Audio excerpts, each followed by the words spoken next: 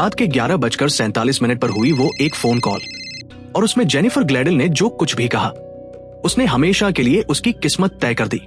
आज हम एक ऐसी खौफनाक कहानी को देखेंगे जो $1 मिलियन के घर से शुरू हुई और जिसका अंत हुआ धोखे, कत्ल और एक गायब लाश पर।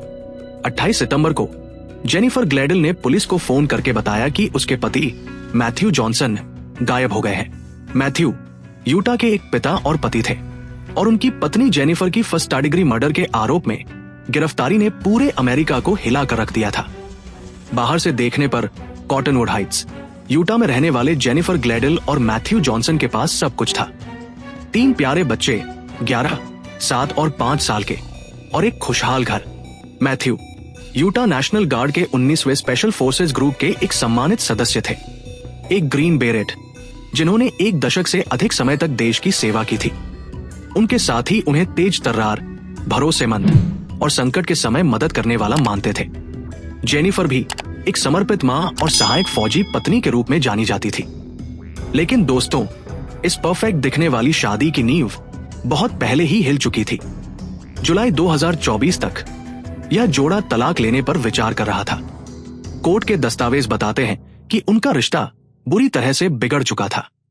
अगस्त 2024 में जेनिफर ने मैथ्यू के खिलाफ अस्थायी सुरक्षा आदेश के लिए अर्जी दी, लेकिन मामला तब पलट गया जब कमिश्नर रसेल माइनस ने सबूतों की जांच की।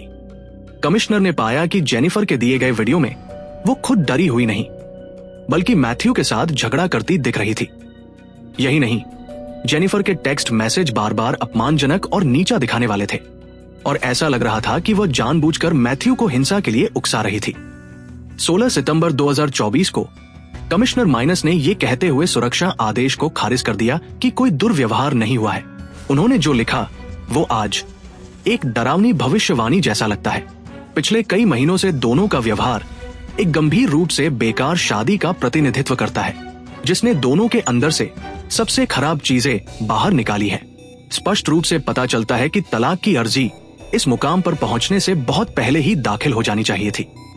लेकिन कमिश्नर को यह नहीं पता था कि जेनिफर ने पहले ही एक ऐसा फैसला ले लिया था जो ये सुनिश्चित कर देगा कि तलाक की कार्यवाही की कभी जरूरत ही नहीं पड़ेगी।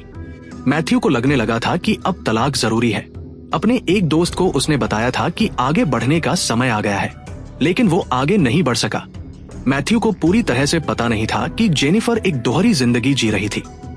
वह एक दूसरे आदमी के साथ अफेयर में थी, जो बाद में इस पूरे मामले को सुलझाने की सबसे अहम कड़ी बना। 19 सितंबर 2024, हत्या से सिर्फ 2 दिन पहले जेनिफर ने अपने प्रेमी को एक भरी हुई ग्लॉक 19X बंदूक दिखाई थी। इसके बाद उसने एक खौफनाक प्लानिंग की।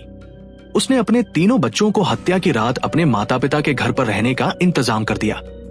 20 सितंबर 2024 की शाम को जॉनसन ग्लेडल शादी का नाजुक मुखौटा आखिरकार टूट गया। मैथ्यू को पत्नी के अफेयर के बारे में पता चल गया था। जेनिफर ने बाद में खुद कबूल किया कि मैथ्यू ने उससे चिल्लाकर झगड़ा किया। 21 सितंबर 2024 रात के अंधेरे में, जब दुनिया सो रही थी, मास्टर बेडरूम में मैथ्यू जॉनसन भी गहरी नींद में थे।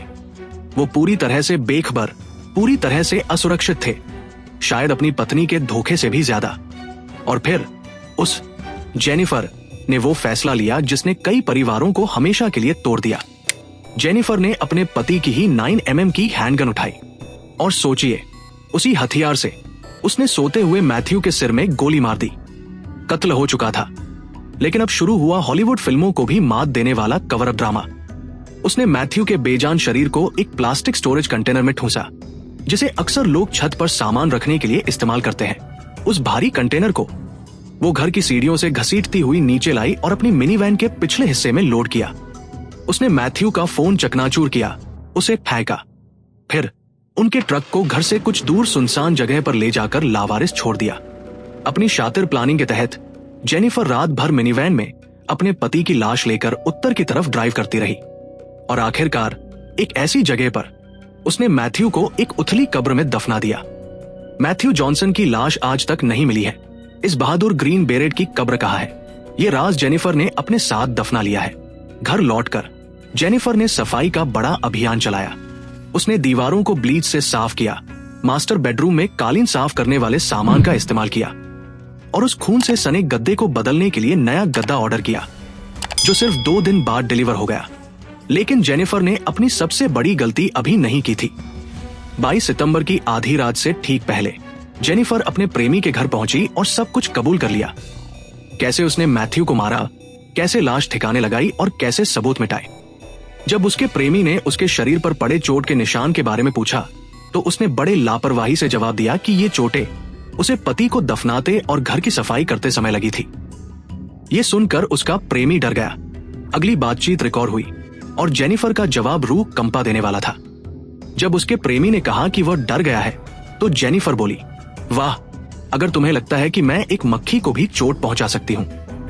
वो अब एक इंसान नहीं था, वो अब मैट नहीं था। उसकी आवाज में अजीब सी निर्ममता थी। उसने अपने पति का इस हद तक अमानवीकरण कर दिया था कि उसकी मौत उसके लिए कोई मायने नहीं रखती थी। जेनिफर ने अपने प्रेमी को यह भी बताया, मैं हमेशा प्रचार करती थी कि मैं अपने पिछले जन्मों में द क्वीन ऑफ हार्ट्स थी, क्योंकि मैं उनका सिर कलम कर दो वाली हूं। सबसे डरावनी बात यह थी कि यह बातचीत मैथ्यू के आधिकारिक तौर पर लापता होने की रिपोर्ट से पहले हुई थी। जेनिफर पहले ही अपने पति के लिए भूतकाल का इस्तेमाल कर रही थी। जेनिफर के कबूलनामे के 6 दिन बाद उसने आखिरकार मैथ्यू के लापता होने की रिपोर्ट दर्ज करवाई, लेकिन वह नहीं जानती थी कि उसका प्रेमी उसके खिलाफ सबूत जमा कर रहा था। 2 अक्टूबर 2024 को प्रेमी ने पुलिस से संपर्क किया और पूरा मामला खुल गया। जांच में मास्टर बेडरूम में गद्दे के नीचे खून का बड़ा धब्बा मिला। पूरे घर में ब्लीच की तेज गंध थी। बेडरूम का गद्दा बिल्कुल नया था, जिसे जेनिफर ने हत्या के 3 दिन बाद ऑर्डर किया था। जेनिफर के फोन के जीपीएस डेटा ने 21 और 22 सितंबर को उसकी गतिविधियों की पुष्टि की। पहले ट्रक छोड़ने की जगह और फिर उत्तर की ओर, जहां उसने लाश दफनाने का दावा किया था। 2 अक्टूबर 2024 को पुलिस ने जेनिफर ग्लैडल को फर्स्ट डिग्री मर्डर और न्याय में बाधा के आरोप में गिरफ्तार कर लिया। लेकिन कहानी में एक और मोड़ आया। 24 अक्टूबर 2024 को जेनिफर के माता पिता थॉमस और रोजाली ग्लैडल को भी न्याय में बाधा के आरोप में गिरफ्तार किया गया। पुलिस को पता चला कि उन्होंने सफाई में जेनिफर की मदद की थी। पिता थॉमस ने पूछताछ में अनजाने में ये कहकर अपराध स्थल का खुलासा कर दिया, मैं वहां नहीं गया जहां घटना हुई थी। माता रोजाली ने नया गद्दा खरीदा था और अपने फोन का डेटा मिटा दिया था। जांच में उनके घर से एक बच्चे के कपड़ों में लिपटी हुई ग्लॉक 19X बंदूक का डिब्बा भी मिला, वही बंदूक जो जेनिफर ने अपने प्रेमी को दिखाई थी। परफेक्ट मर्डर का पर्दाफाश हो रहा था। गिरफ्तारी के महीनों बाद भी मैथ्यू जॉनसन का शव गायब है। उनके साथी सैनिक, दोस्त और स्वयंसेवक उत्तरी यूटा में लगातार उनकी तलाश कर रहे हैं। हाल ही की सुनवाई में अभियोजकों ने एक और अहम सबूत पेश किया। पानी में तैरता हुआ एक वाहन भंडारण कंटेनर मिला, जिसके अंदर मैथ्यू का खून था। मैथ्यू का $5 लाख का लाइफ इंश्योरेंस भी एक सवाल है, जिसमें जेनिफर नॉमिनी थी। इंश्योरेंस कंपनी अब कोर्ट से पूछ रही है कि यह पैसा किसे मिलना चाहिए। जेनिफर ने सभी आरोपों के लिए खुद को निर्दोष बताया है। उसका ट्रायल दिसंबर 2025 में शुरू होने वाला है। इस केस का सबसे दर्दनाक पहलू है 3 बच्चे जिन्होंने अपने माता पिता दोनों को खो दिया है, एक को कत्ल में और एक को जेल में। मैथ्यू के परिवार को उम्मीद है कि उन्हें जल्द ही मैथ्यू का शव मिलेगा, ताकि वे उन्हें सम्मानपूर्वक अंतिम विदाई दे सके। अभियोजन पक्ष का सिद्धांत सीधा और डरावना है।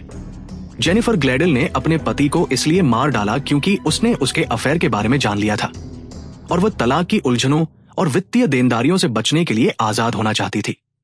दोस्तों, हम सब उस दिन का इंतजार कर रहे हैं जब कोर्ट का फैसला आएगा।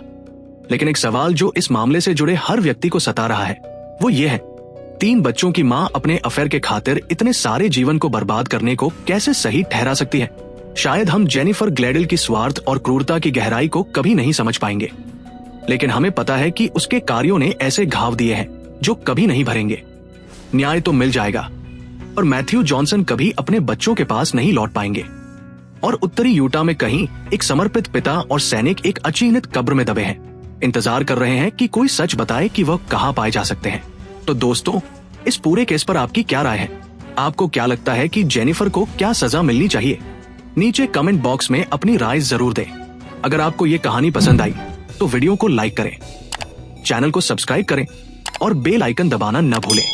मिलते हैं अगले एपिसोड में, तब तक के लिए अलविदा।